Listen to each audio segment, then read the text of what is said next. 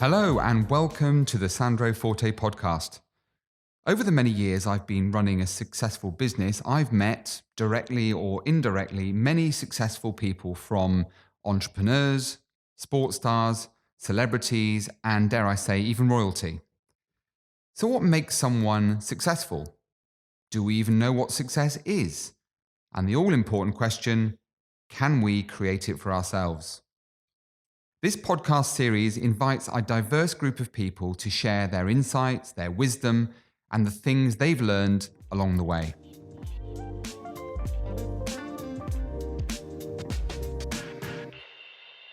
Karol Sikora is a British physician who specialises in oncology.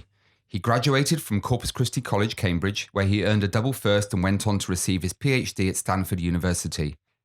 His extensive career has seen him work in numerous senior positions, including Chief of the Cancer Programme at the World Health Organization, Vice President of Global Clinical Research and Oncology at the Pharmacia Corporation, and a member of the UK's Health Department's Expert Advisory Group on Cancer.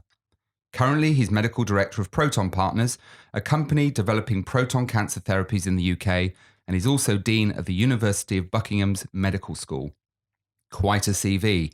So it gives me great pleasure to introduce our special guest today, Karol Sikora. Karol, welcome. Good morning. Thank you for joining us. On a personal note, since I lost my father and my stepfather from cancer, I've been particularly interested in speaking to you. So thank you so much for taking the time and making the effort to join us. It's a great pleasure to have you with us.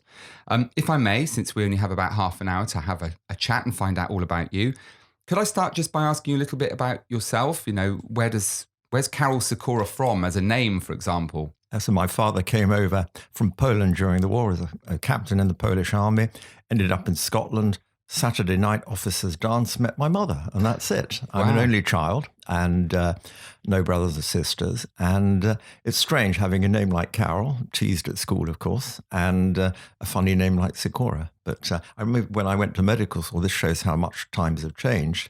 The dean said, "What kind of name is that?" Just like that. Imagine doing it now. You'd be thrown out.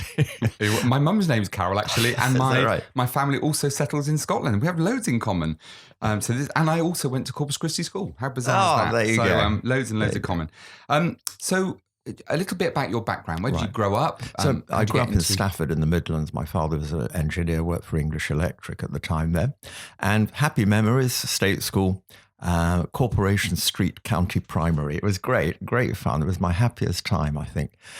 Came to London and had a scholarship to Dulwich College and then went to Cambridge and hated school, just hated it. Loved university, loved primary school, just hated the middle bit. I suppose it's growing up. Lots of people do that. Yeah. And what particularly did you love about university that you didn't particularly like about freedom school? Away from my mother.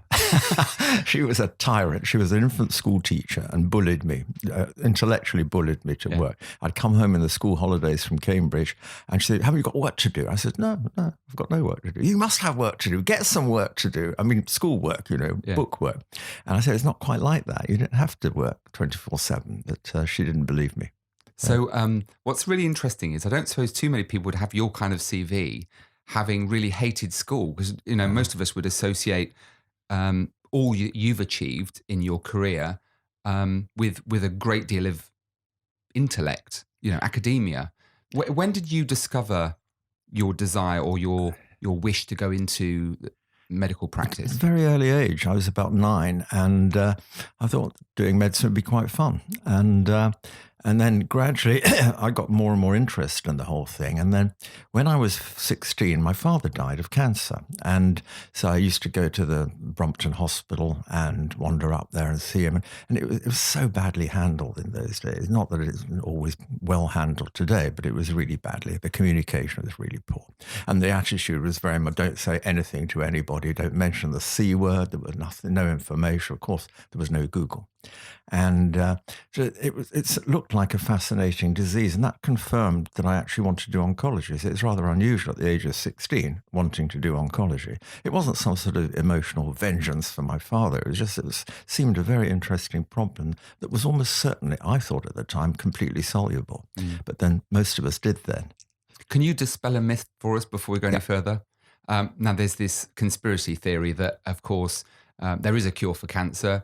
And the government are burying it. HMRC don't want us to know about it because too much revenue is generated from, you know, the process that all these companies, pharmaceutical companies, go through.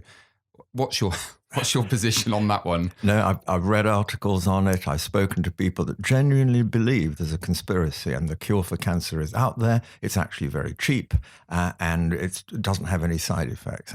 I would just say it's a myth. I've not seen anything to suggest that's really the case amongst the patients I've seen over the last 50 years. And I think it's a nice idea. Conspiracy stories abound in cancer, whether it's getting a drug, breakthrough drugs, all sorts of things. The best cancer stories for the media is some very expensive drug that no one can get hold of. And that just creates the story, especially in a child. And time and time again, we see that. We see that a little bit with proton therapy, the work I'm involved in now. And there is no magic panacea. If there was, we'd all be doing it. So let's talk then about what you're doing now and proton therapy. Tell us what that means. Okay. If you would. Listen, there's a lot of people listening that have no idea what we're talking about. So I've been a consultant in the NHS for 40 years now. I was very young when I started. I'm now very old. And what's happened over the last 40 years is we're getting much more precise about how we deliver cancer therapy of all sorts of surgery, much smaller operations, sometimes with robotics, much more precise and sparing normal tissue. Exactly the same with radiotherapy, and with chemotherapy, we're predicting which patients to give the right drug to. So all precision. In radiotherapy, which is what proton therapy is, the problem is we damage the surrounding normal tissues. There's no way of avoiding them. Protons are similar to conventional radiotherapy, but they stop. So if I fired a proton beam at you into your tummy, a proton beam would stop in there. All the energy would be concentrated, and if you had a cancer in your abdomen, it could concentrate in that. If we used conventional radiation, a lot of it would come out the other side. And on its way, it would damage normal tissues that don't really want to radiate. So that's the attraction of protons. The downside, it's a big machine, it's complex, and of course, it's expensive. It's probably about 3 times as much to give proton therapy than conventional. Some people say, if it was the same price, you'd be using it today. And that's true. If it was the same price, we'd not be talking about it. We'd just be doing it. And all sorts of inventions in medicine are like that. Once money comes in, once it's such a big discrepancy between the new and the old, it's very difficult. You have to select the cases to show benefit and so on. And that's where we are at the moment. Right. So a long way to go, obviously. We're building a network of 5 centres which would treat roughly 10% of people having radiotherapy. And I think Europe's doing the same. I'm fairly controversial with the NHS. NHS is a great institution, but it's not a religion. And people have this religious feel to it. Politicians won't criticize it. They just know they can't. And, the staff, of course, are wonderful. We agree there, but there are faults in it, and we all know there are faults, but no one's willing to speak out. And with proton therapy, the fault was that in 2007, the plan was to treat 1% of all patients having radiotherapy with protons, and the machines are still not built yet, 10 years on. The 2 machines that are coming, one will open later this year in Manchester, and the other one probably 3 or 4 years. I mean, there's no reason it should take 12 years to build a proton machine, but that's the way the system works. So I think the future is going to be about much more entrepreneurial attitude. And of course, what the NHS doesn't encourage is entrepreneurship. It pretends it does a bit, and we have these contests that a British Medical Journal organised, but it's all very tokenism. It doesn't allow people to sort of come up with innovation ideas, not just of gadgets, but whole systems of care. And if you look at how badly we've addressed IT issues in the NHS, you can see. I mean, you can get an EasyJet ticket now to go to Paris in a couple of hours, but you can't get a GP appointment on your phone. Yeah, that's very well put. Actually, I think a lot of people will share that view with you. Karol, I have to ask you this because it was in the press fairly recently. In respect to proton therapy, the story that broke about the father, I believe from memory, the Interpol arrest warrant because he wanted to take his son out of the country, Prague, I believe. Tell us about that. what happened? It was a fascinating piece of bad communication between the hospital at Southampton and the parents of the child, who was 4 years old at the time, had a brain tumor, needed radiotherapy. Protons were available in Prague. Parents were convinced they should go there.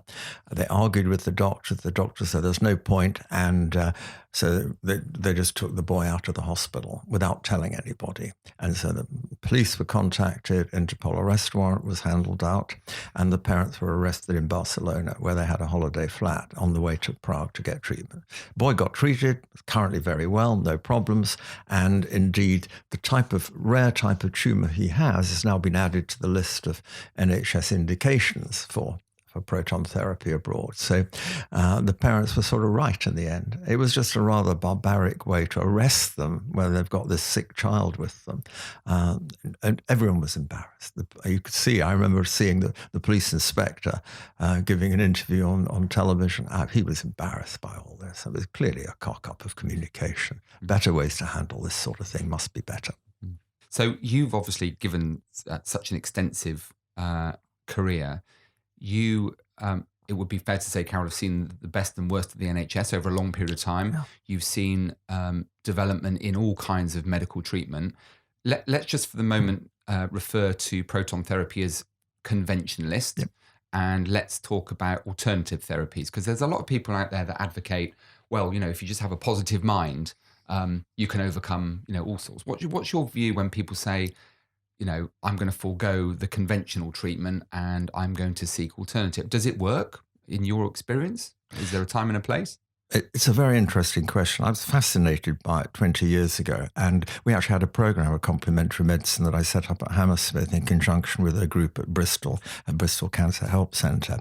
And what it does is give people hope. It gives people something to do for themselves. The worst thing for the question the cancer patients ask me is, what can I do to help myself? And the real answer from a medical viewpoint is absolutely nothing. Just turn up when you're told and have the x-rays. Well, that's not a very nice thing to be told.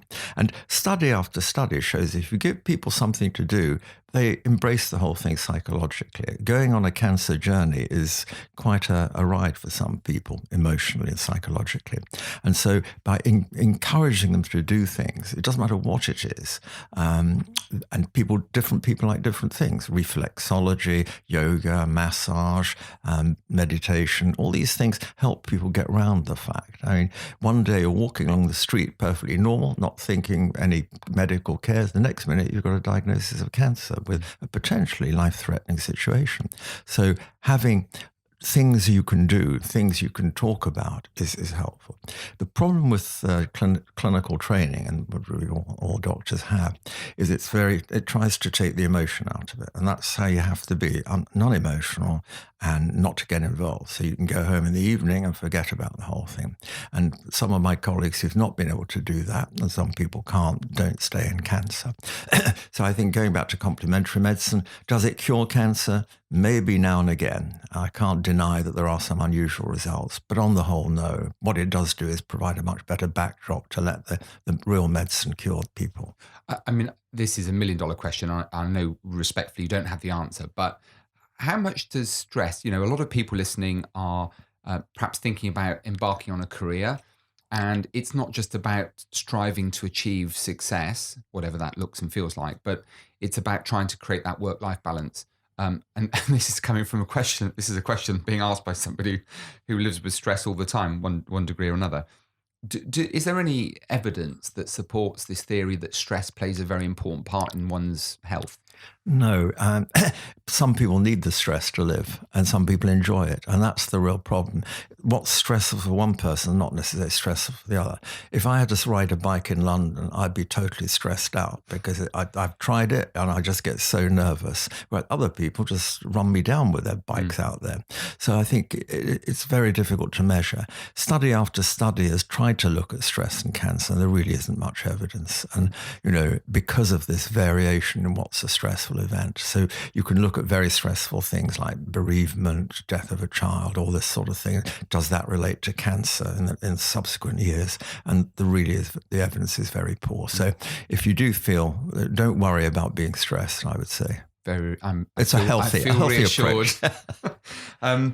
So just again, talking about some of the amazing things that you've achieved, and you've alluded to this already.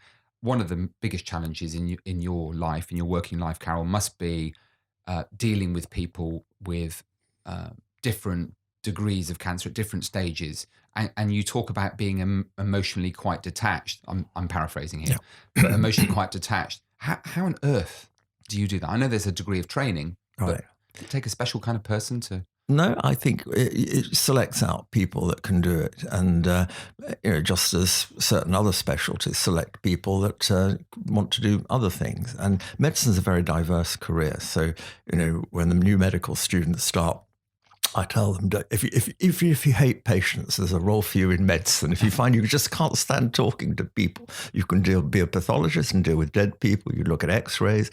There's something for everybody in medicine. It's a hugely diverse environment. And I think some people are good communicators, others aren't. We spent a lot of time and effort on communication skills and training. I'm really not sure that it actually works very well. Some people can talk, others can't. Some people can deal with empathic relationships with a patient, others just can't do that. How do you deal yourself with being constantly exposed to people with cancer, getting to know them, because that's inevitable, isn't it? Particularly over treatment, over say a sustained period, you get to know them. It's inevitable. How do you deal with those challenges? Because you've been very successful, but let's refer to that as one of the many challenges that you face. How do you deal with that day to day? It's very difficult when you treat someone you know, and that's two examples. One was my secretary's husband, who was a local GP, and she wanted me to treat him and had a very bad type of cancer, and he subsequently passed away.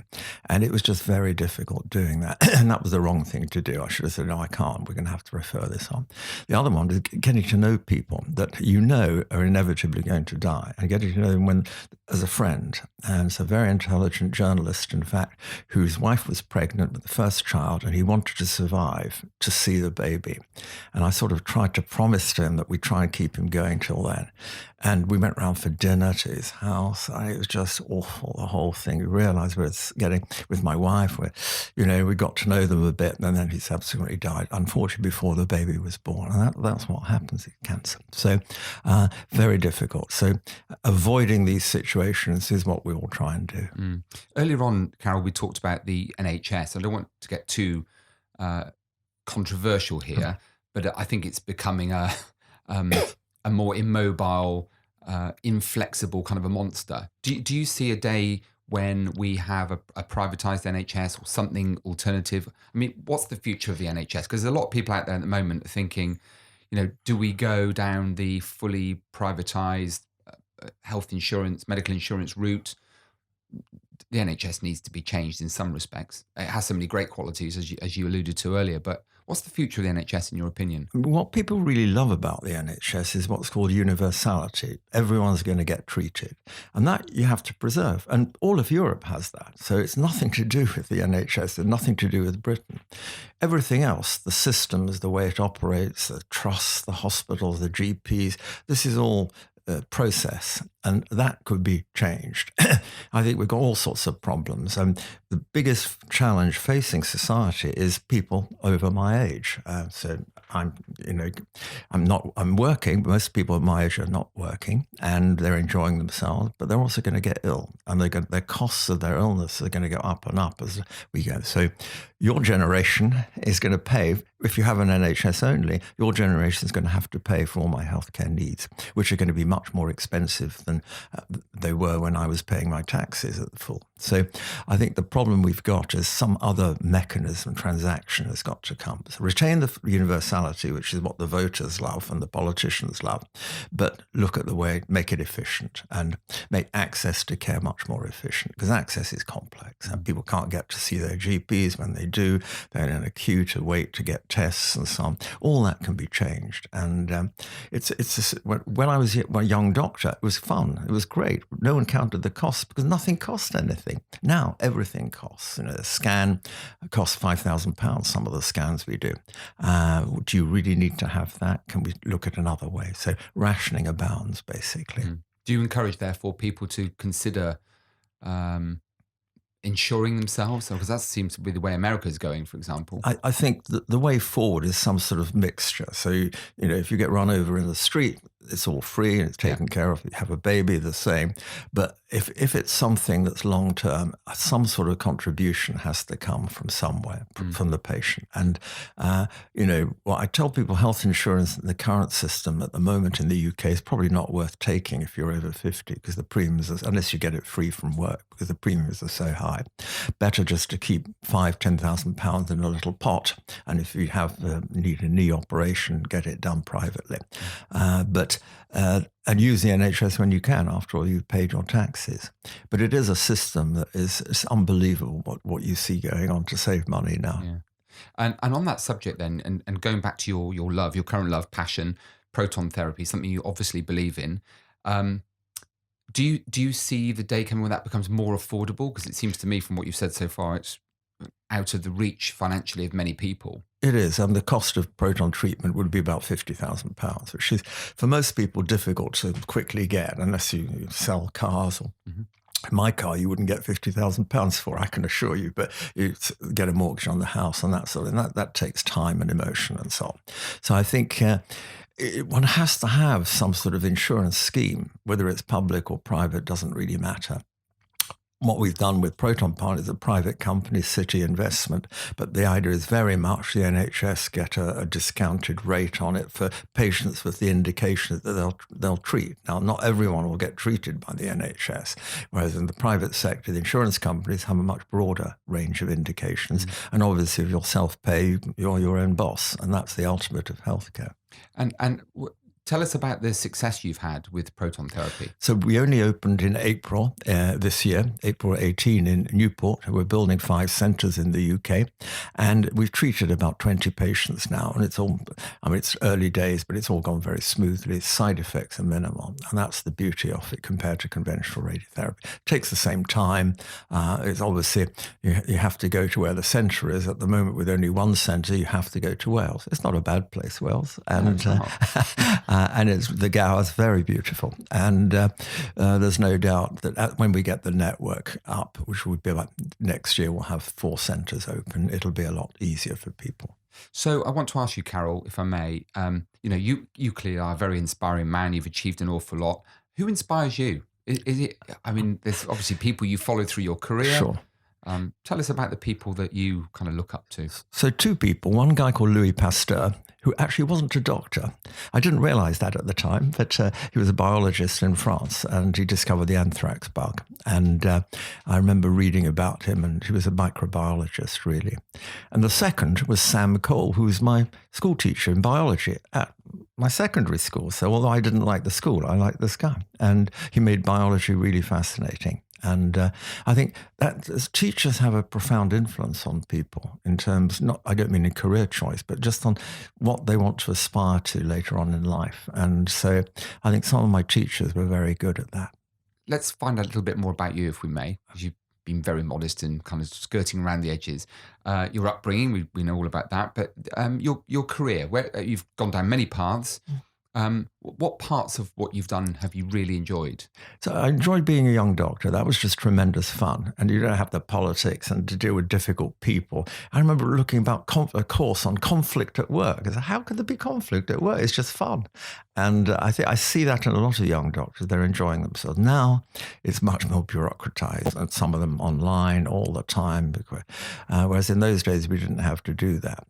I think after realizing I wanted to do cancer at an early age made it easy. And that my advice to everybody in medicine, find out what you want to do early and then stick with it. Don't float around. If you don't know what you want to do, think and then plan a career for you.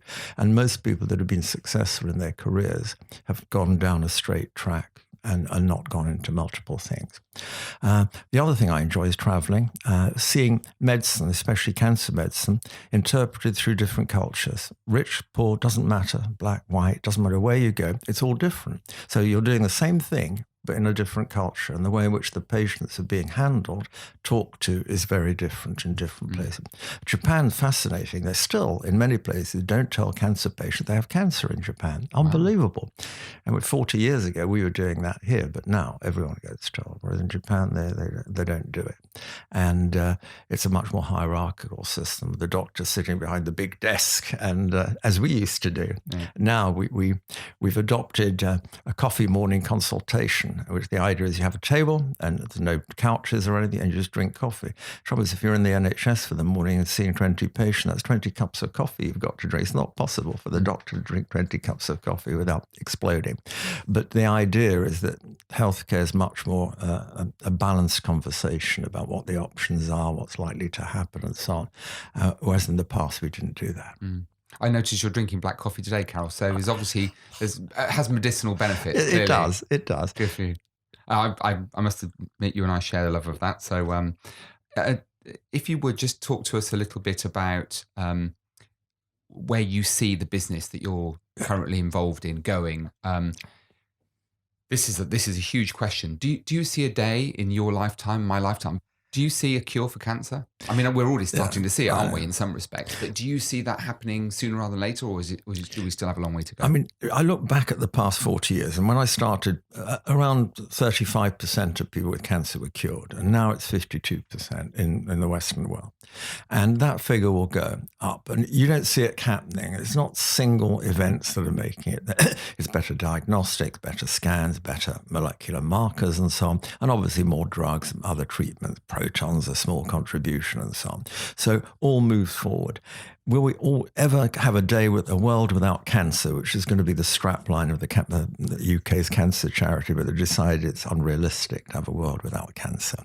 And because there'll always be one. It's a statistical disease. However much you do, there's always going to be a cell that escapes and becomes aberrant, a rogue cell, a terrorist, or whatever you like, the enemy within, and that's going to become a cancer. So unlikely, you can reduce it, you can have preventive strategies, you can try and get better screening and get it earlier, and then this personalized approach to cancer treatment, but you'll probably never get rid of it completely, and probably a few people still will die from cancer, but it'll be much less, and you'll push it to later age. And just if you take prostate cancer, most men with prostate cancer are over 70, and most men, even though they have the disease spread around the body, can survive 10 or 15 years. So you're taking them from the age of 70 to 85, which is their normal lifespan anyway. So what you're doing is pushing it further into older age, and that's great. You've just touched on two important points, so I'll ask you two more questions in turn. First of all, what do you say to people who say, and I've raised lots of money for cancer charities over the years because of my experience with my father and my stepfather. What do you say to people who say, well, it's all well and good raising money for charity, but, all of that money goes in administration costs and the beneficiaries never see any of it. What do you see is it important that we go on raising, we're aware of the need for funding, and should people dig deep and support those charities? I mean, the cancer charities in Britain have really done a lot to support not just the care of patients, such as the supportive charity like Macmillan, but also the big research charities that have done a lot. I mean, it's always very difficult. I get asked by patients they'd like to leave money to, which charity should they leave it to? The big charities probably have less overheads, although they have huge, and there's all controversy about how much they pay the chief executive, all this sort of noise that comes out from the critics. The trouble for the little charities is they're not efficient, because you've got to have the same overheads running the system and audit and accounts and all the rest of it as a big charity. So I think the big charities are probably the better ones to support. And should we be doing it? Yeah, well, what else are we going to spend our money on? I think it's... That's an interesting point you've just made, because I think most people would feel the opposite way. Yeah. The uninitiated who would think, well, the smaller ones are the ones worth supporting because it finds its way to the end user, if you like. The other question I wanted to ask you, based on what you just said a moment ago, Karol, was a lot of people that are listening to these podcasts are, entrepreneurial. They're setting out on the road to life, or they're already some way down. A lot of people, myself included, sometimes ignore our own health. We get busy. There's other things that are on our priority list. What advice do you give to people, or would you give to people listening, in terms of taking care of themselves? How often should you go for health checks, for example? Right. What should you do in order to stay the right side of the line, want of a better expression? The most important thing, not just for cancer, but for anything, is if you have some symptoms, well, it doesn't matter where in the body, something seems wrong and it persists and it gets worse, do something. Don't wait. Don't think it's going to go away. You'll wake up and it'll all be gone. If it's been there for more than 2 weeks, go and get just a GP or somewhere, get help. And there are plenty of outlets now you can go to, and it's not expensive to get things checked out.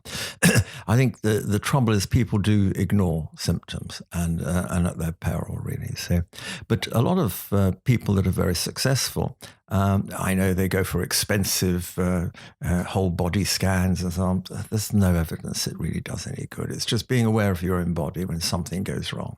And we're much better at it than we were 40 years ago, because then people, you could get to see your GP then. That was the one good thing. But, we tended to, men are much better at denying they're ill than women always. And, I think we've seen a big change in how the approach has gone. So note to self, cancel full body scan every 3 years then. Cancel. It's not worth the money. It'll create more worries for you than it's worth. Right, okay, good to know. Thank you for that. I've already got something out of today.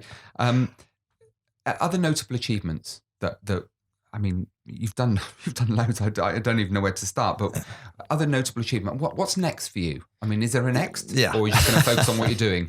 Well, we got the medical school up and running at Buckingham, and the first doctors graduate in June. So that's like now we're going to pass it on to a proper dean of medicine, a full-time medical educationalist. And what I enjoy about project, getting them going, and then that's it. And that's worked. And obviously protons another year or two, and that'll be. I couldn't retire. I've got no ambition to retire. That was a question I had for you. Nothing to do. You are, if you don't mind me saying, you look extraordinarily fit. I don't know how old you are, but I've got a rough idea. You do look extremely fit. So what do you do? Because travel alone doesn't keep you fit, surely. What else do you do? So, are you do you observe any particular way of eating or exercising? No, I drink too much wine. I think red wine is very good for you. No, in moderation. I think the problem is that I've got no hobbies. It's amazing. A lot of people are like me. They just have no hobbies, and they're terrified of retirement because what are you going to do? And I don't want to do grandchildren care, childcare with grandchildren. They're lovely, but they're not. As long as it's not my ambition to look after. I'd rather pay someone to look after them. But no, I think it's very difficult in a society where, some people are retiring very early, especially in healthcare, in systems like the NHS, where they feel they can't carry on in the NHS. So nearly all my colleagues have gone from frontline work.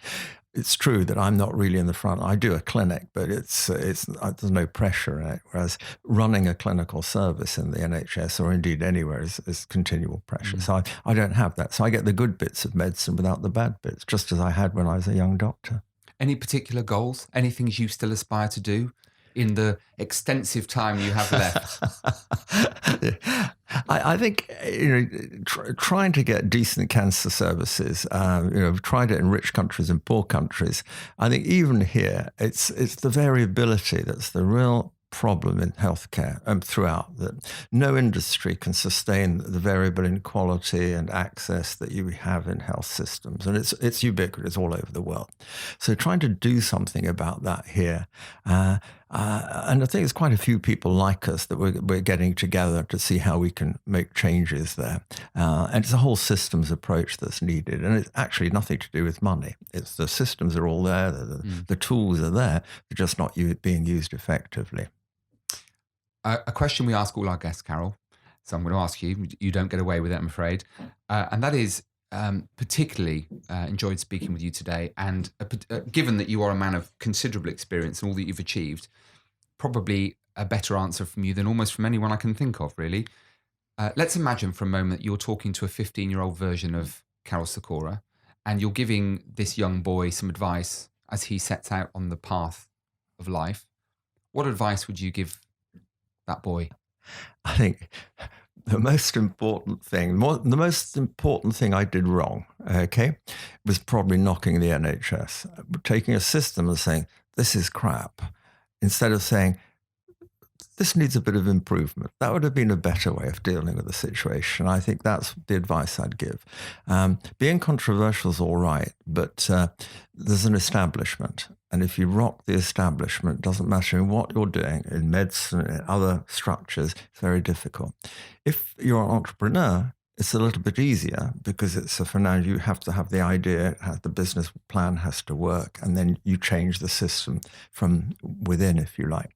But in establishment systems like healthcare, medicine, you can't face it full on. You have to go round the side. And I should have done what I'm doing now, Protons and Cancer Partners and so on, 20 years ago. And that's my only regret, not moving out earlier. Forgetting, no, NHS is wonderful. We'll just create better systems to help it move along. That would have been a smarter way of doing it. The one thing I have observed in the time we've been speaking today, almost every answer you've given with a smile on your face. You're clearly very passionate about what you do. And you did talk about that earlier, about that need to do what you want to do, what you feel really passionate and hungry about. And that's clearly what's taken you to where you've got to in your career. Would that be fair? That's fair, yeah. So one final question, if I may. There's lots of people that, for lots of different reasons, Karol, that will want to know more about you. So where do we find out about what you're doing? Is there a website? Is there an email address? Is there anything that we need to know in order to find out more about Karol Sikora? On Google, you'll find it, karolsikora.com. But I'm not very good about keeping it, but other people write stuff, and I get quoted now and again. And that's the way to find out. Thank you. Well, it's been a real pleasure speaking with you today. Thank you so much for all the pearls of wisdom and a real insight into medicine, cancer treatment, the NHS, and all the other things that go with it. So thank you, and look forward to having you back with us at some point in the future. Thank you. That was the Sandro Forte podcast, and my thanks to Karol Sikora, who was a really fascinating guest. There are many more guests joining me over the coming weeks, so please make sure you subscribe if you want to pick up some great tips on success. Remember, you can follow us on social media at Sandro's Podcast. That's Sandro's with an S, same on all channels. And we'd love to hear your stories, ideas, anecdotes, challenges, or whatever motivates you. So please remember to email me, hello@sandrospodcast.com. And if you can, please leave a review on iTunes so we know what you'd like more of in the future. Thank you.